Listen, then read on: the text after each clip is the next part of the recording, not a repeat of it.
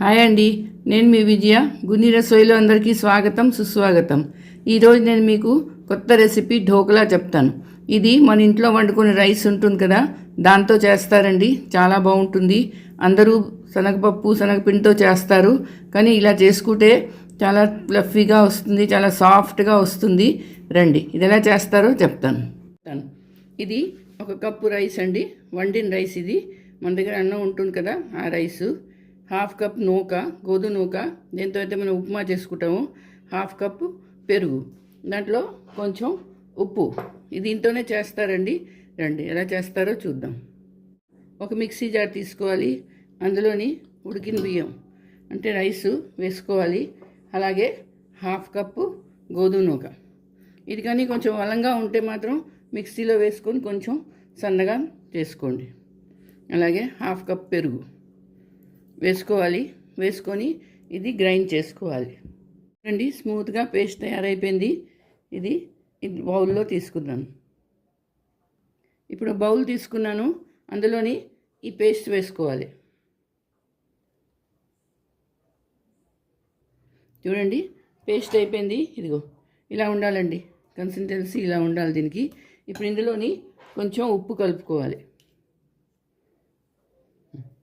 తగినంత ఉప్పు వేసుకోవాలి. ఇది బాగా కలుపుకొని ఒక 5 నిమిషాలు పక్కన పెట్టుకోవాలి. సరే, ఇదిగో. ఇప్పుడు చూడండి, ఇందులో ఈనో ఫ్రూట్ సాల్ట్ ఒక శాషే వేసేసుకోవాలి. వేసుకొని ఇది కలుపుకోవాలి.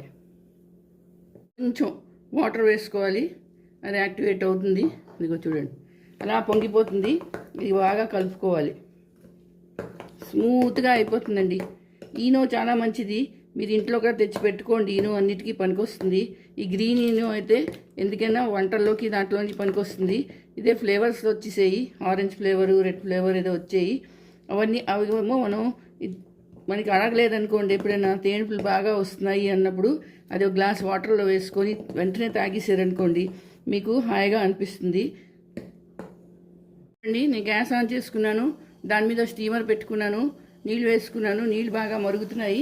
ఇప్పుడు ఏం చేస్తామంటే ఈ స్టీమర్ మీద బాగా పెట్టుకొని ఒక బటర్ పేపర్ వేసుకున్నాను.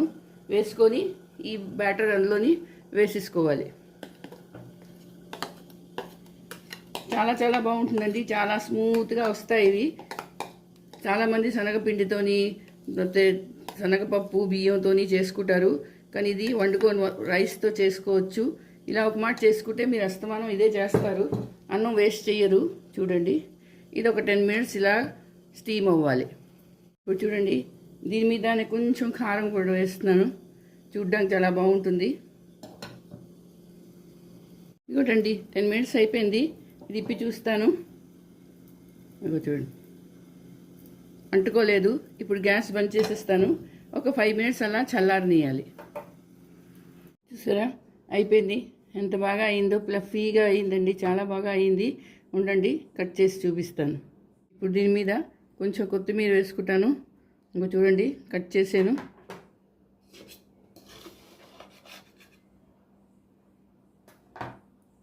ఇదిగో చూసారా ఎంత బాగా వచ్చిందో, ఫ్లఫీగా వచ్చింది. చాలా బాగా వచ్చిందండి, మెత్తగా వచ్చేవి. ఇలాగే ఉంటాయి, తింటే ఇంకా బాగుంటాయండి ఇవి. ఇది చేసుకోండి, అందరికీ చేసి పెట్టండి, చాలా బాగుంటాయి. ఇది ఇలా అయితే అన్నం కూడా వేస్ట్ అవ్వదు.